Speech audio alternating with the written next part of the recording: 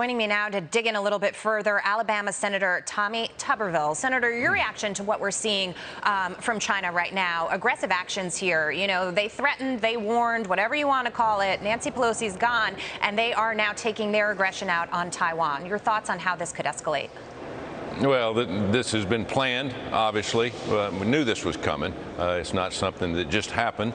But the Democrats and Joe Biden, the Biden administration, need to wake up, Jackie, about the belligerence of China. I mean, it's all out there. It's in our country. It's all over the world. They're not going to slow down. They're going to keep trying to control everything. You know, right now they're all around Taiwan shooting missiles into international waters, which is wrong. They shouldn't be doing that. And we're over here worrying about filling our quotas up in the military because we're teaching transgenderism. We're teaching different pronouns, CRT. We're trying to be woke. And you know, our military is the strength of this country. And you know, we're looking the other way, and so we better start doing something. And right now, we're getting ready to vote on, in the very near future, hopefully, a climate bill and a tax increase for all American people. And Chuck Schumer's got the NDAA, the military budget that we just finished in the Armed Services Committee, which I'm on. It's sitting on his desk, but they always hold it to get something more out of it. That's how the Democrats work around here. They want to get something for doing something and giving something back to the American people. So we got huge problems within our country, not just China. Senator, it's difficult to have a conversation about what's happening overseas without really taking a good look at our leadership. Many people saying from a foreign policy standpoint, this president is not taken seriously by our enemies, by world leaders, as a result of some of his foreign policy blunders. You think back to the 4 years under President Trump, and our enemies took us much more seriously. Well, they didn't know how President Trump was going to react because he understood leading from in front, not from behind. President Biden is always making a weak decision, and it started with Afghanistan. We all know that. What a debacle that was. Maybe the worst in my lifetime of treating our military and our country in a way that we may not ever get over. But you know, China's growing. You know, I've been to Taiwan. I went there 6-7 months ago with 3 or 4 other senators. Same thing happened to us. You know, we were called dirty rats by the Chinese, and they called our offices and told us not to go. I mean, that's how they are. But you got to remember this, Jackie. This is a home game for China. They're very close to it. We are thousands of miles away from the Indo-Pacific in terms of moving our armaments in that direction. We're trying to do that. We're trying to make plans, being on the Armed Services Committee, but it is a huge problem with them being right there at Taiwan. We have to let China know.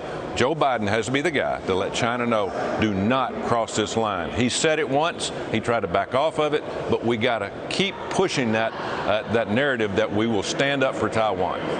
Well, President Obama was notorious for drawing red lines and then allowing other leaders to cross them. So it's not really a surprise to me that Biden is handling it in this way. And many people say ahead of Nancy Pelosi's trip, this issue of his statement and the rhetoric that was put out there, not being on the same page, not necessarily being a unified front, was certainly part of the problem. How do you get the party to come together on this issue?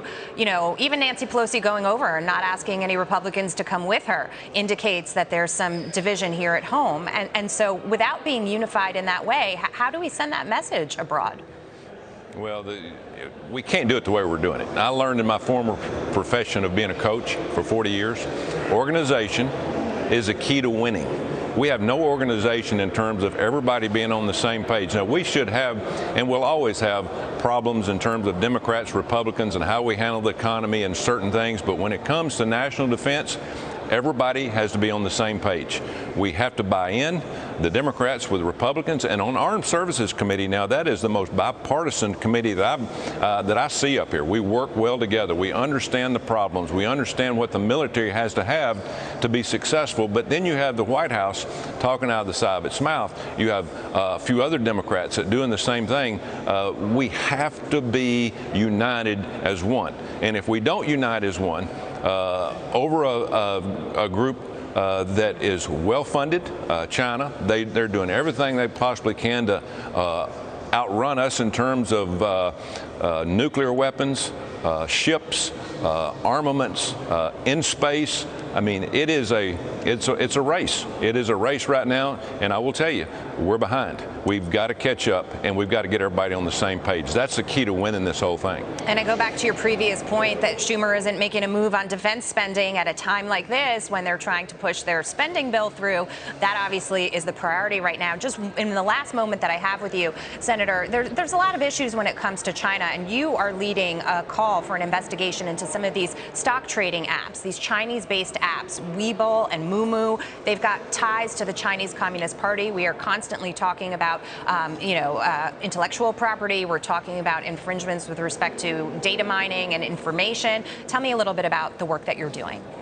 Well, China's in our country sucking the information out of all of our citizens, and these two trading apps are owned by the Chinese. TikTok is owned by the Chinese. President Trump kicked TikTok out, shut them down. President Biden, the first thing he does, he opens them back up. Everything that we're doing here, China knows, and it's a huge national security problem, and so we've got to get control of that. We've got to control what we have within our country. They owned, 10 years ago, 10,000 acres of farmland in this country. I'm talking about foreign adversaries, China being one of them. Today they own close to 350,000 acres of farmland here in our country. And if we don't stop that, we're going to have huge problems agriculturally and also being able to control what we do in imports and exports. Yeah, we have been reporting on those purchases, and it is just mind-boggling to think that they are allowed to buy farmland here. Senator, great to spend some time with you today. Thank you so much. Thank you.